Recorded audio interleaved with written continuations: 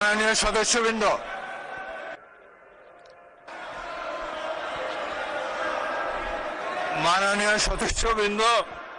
মাননীয় সংসদ নেতার অনুমতিক্রমে তার পক্ষে মাননীয় চিফ হুইপের প্রস্তাব মতো এবং তার প্রস্তাবিত সদস্যদের সমন্বয়ে বেসরকারি সদস্যদের বিল এবং বেসরকারি সদস্যদের সিদ্ধান্ত প্রস্তাব সম্পর্কিত কমিটি গঠন করা হোক, এটাই সংসদের সামনে এখন প্রশ্ন।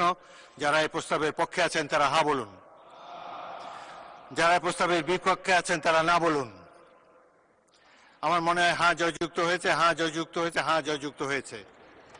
অতএব সংসদে প্রস্তাবটি সর্বসম্মতিক্রমে গৃহীত হলো এবং বেসরকারি সদস্যদের বিল এবং বেসরকারি সদস্যদের সিদ্ধান্ত প্রস্তাব সম্পর্কিত কমিটি গঠিত হলো। শিয়া বাটার ও ভিটামিন ই সমৃদ্ধ লিলি বিউটি সোপ, তারুণ্যময় উজ্জ্বল ত্বকের জন্য। রিমার্ক।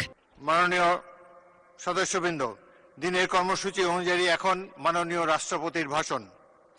মাননীয় সদস্যবৃন্দ, গণপ্রজাতন্ত্রী বাংলাদেশের সংবিধানের 73/2 অনুচ্ছেদ অনুযায়ী সংসদ সদস্যদের প্রত্যেক সাধারণ নির্বাচনের পর প্রথম অধিবেশনের সূচনায় এবং প্রত্যেক বছর প্রথম অধিবেশনের সূচনায় মহামান্য রাষ্ট্রপতি সংসদে ভাষণ প্রদান করেন।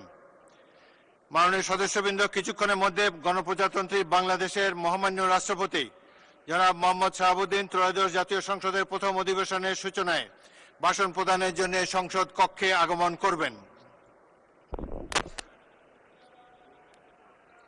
মাননীয় সদস্যবৃন্দ, আমি এখন মহামান্য রাষ্ট্রপতি জনাব মোহাম্মদ শাহাবুদ্দিনকে তার মূল্যবান ভাষণ প্রদানের জন্য অনুরোধ জানাচ্ছি।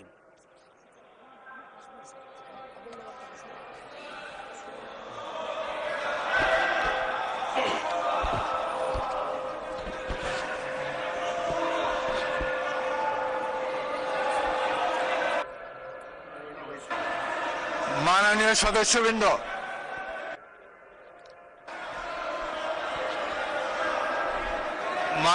সদস্যবৃন্দ, অনুগ্রহ করে আমার কথা শোনার চেষ্টা করুন। মাননীয়